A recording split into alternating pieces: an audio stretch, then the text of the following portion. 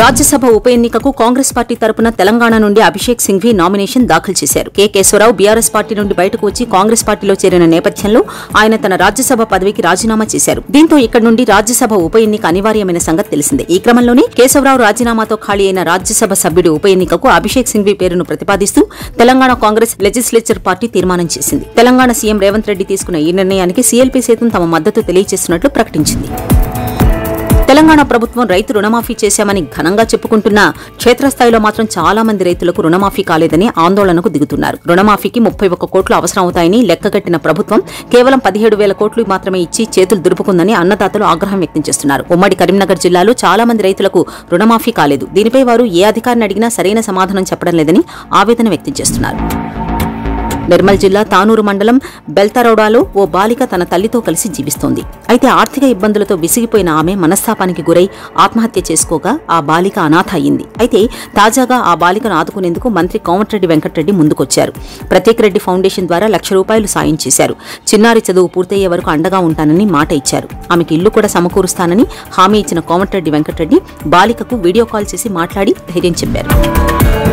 ప్రస్తుతం గులాబీ పార్టీ కష్టకాలంలో ఉన్న సంగతి తెలిసిందే.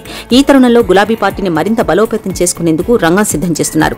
ఇందులో భాగంగానే కేటీఆర్ ఆధ్వర్యంలో గులాబీ పార్టీ నేతల బృందం చెన్నైకి పయనం కానుంది. సెప్టెంబర్ మాసంలో చెన్నైకి గులాబీ నేతలు వెళ్లనున్నారు. తమిళనాడులో డీఎంకే పార్టీని గ్రౌండ్ స్థాయిలో బలోపేతం చేసి స్టాలిన్ సక్సెస్ అయ్యారు. ఇప్పుడు స్టాలిన్ బాటలో గులాబీ పార్టీ నడవనుంది. తెలంగాణలో మరో 5 రోజులు వర్షాలు కురిసే అవకాశం ఉన్నట్లు వాతావరణ శాఖ తెలిపింది. ఇవాళ రాష్ట్రంలో తేలికపాటి నుంచి మోస్తరు వర్షాలు కురిసే అవకాశం ఉందని, హైదరాబాద్లోని పలు ప్రాంతాల్లో రాత్రి నుంచి వర్షం కురుస్తోందని వాతావరణ శాఖ వెల్లడించింది.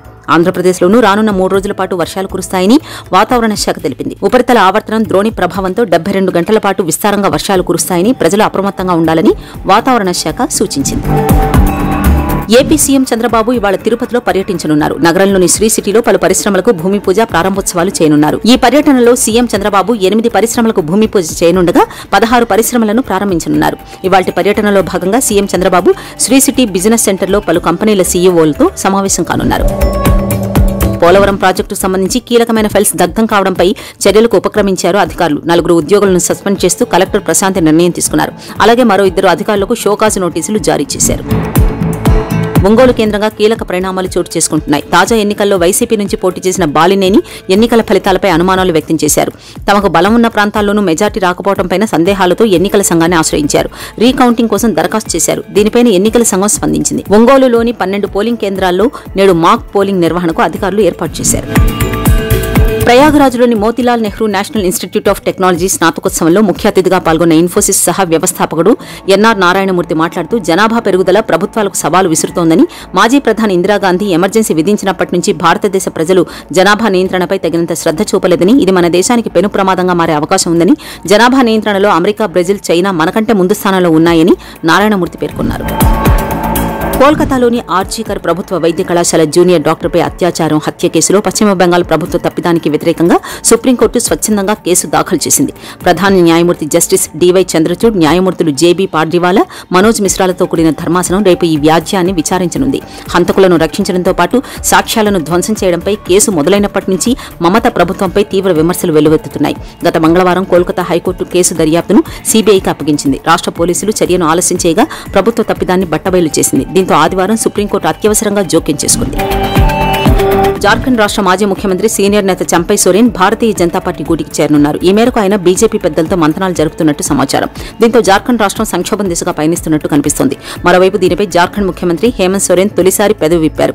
కుటుంబాలను, పార్టీలను చీల్చేందుకు బీజేపీ డబ్బును ఉపయోగిస్తోందని ఆయన ఆరోపించారు. బీజేపీ ఎమ్మెల్యేలను కొనుగోలు చేస్తుందని, డబ్బు ప్రభావంతో నాయకులు పెద్దగా ఆలోచించకుండా వెంటనే సులభంగా పక్క పార్టీలోకి వెళ్లిపోతున్నారని ఆరోపించారు. కోల్కతాలో జూనియర్ వైద్యురాలపై అత్యాచార ఘటనలో ఇప్పటి వరకు విచారణ వేగవంతం కాకపోవడంపై రాజ్యసభ ఎంపీ, మాజీ క్రికెటర్ హర్భజన్ సింగ్ రాసిన లేఖపై బెంగాల్ గవర్నర్ ఆనంద్ బోస్ స్పందించారు. దీనిపై వెంటనే అత్యవసర సమావేశాన్ని ఏర్పాటు చేయాలని రాజ్భవన్ కార్యాలయాన్ని ఆదేశించారు. ఈ రోజు కేవలం రక్షాబంధన్ మాత్రమే కాదు, అంతరిక్షంలో ఈ రోజు భిన్నమైన దృశ్యం కనిపించనుంది. ఆకాశంలో 30% ఎక్కువ చంద్రకాంతి ఉండనుంది. చంద్రుడు 14% పెద్దగా కనిపించనున్నాడు. అంటే ఈ రోజు మాత్రమే చంద్రుడు ఆకాశంలో ఇలా కనిపిస్తాడు. ఈ రోజు సూపర్ మూన్ ఆవిర్భవించనుంది. దీన్ని సర్జన్ సూపర్ మూన్ అని కూడా అంటారు. ఈ సూపర్ మూన్ రాత్రి 11:55 అతిపెద్దదిగా ప్రకాశవంతంగా కనిపిస్తుంది. అమెరికాలోని న్యూయార్క్ నగరంలో ఇండియా డే పెరేడ్ ఘనంగా నిర్వహించారు. ఈ కవాతులో పెద్ద సంఖ్యలో ఇండియన్ అమెరికన్లు పాల్గొని సందడి చేశారు. జాతీయ జెండాలను చేతపట్టుకుని దేశభక్తి గీతాలు ఆలపించారు. ఇక ఈ పరేడ్లో అయోధ్య రామ మందిర నమూనాను ప్రదర్శించారు. పూలతో సుందరంగా అలంకరించిన ఈ నమూనా స్థానికులను ఎంతగానో ఆకట్టుకుంది. నార్దర్న్ ఐర్లాండ్లోని కౌంటీ డౌన్ ప్రాంతంలో భవన నిర్మాణ పనుల కోసం స్థలాన్ని చదును చేస్తుండగా అనుమానిత వస్తువును గుర్తించినట్లు స్థానికులు తెలిపారు. వెంటనే పోలీసులకు సమాచారం ఇవ్వగా దాన్ని బాంబుగా తేల్చారు. బాంబు నిర్వీర్యం దళాలు అక్కడికి చేరుకుని దాన్ని పరిశీలించి రెండో ప్రపంచ యుద్ధకాలం నాటి పేలుడు వస్తువుగా గుర్తించారు. దాన్ని నిర్వీర్యం చేసేందుకు 5 రోజుల సమయం పట్టే అవకాశం ఉందని అధికారులు వెల్లడించారు. అప్పటి వరకు ప్రజలు ఆ ప్రాంతానికి దూరంగా ఉండాల్సిందేనని అధికారులు తెలిపారు.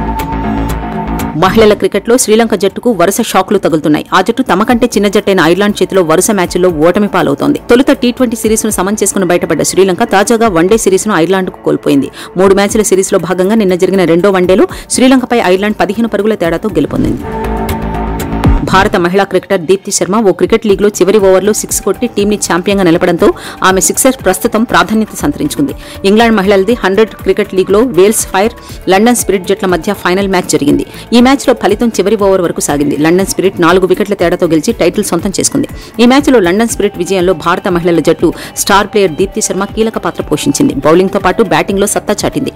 చివరి ఓవర్లో 6 కొట్టి 2011 ప్రపంచ కప్ ఫైనల్లో ధోనీ కొట్టిన 6ను గుర్తు చేసింది.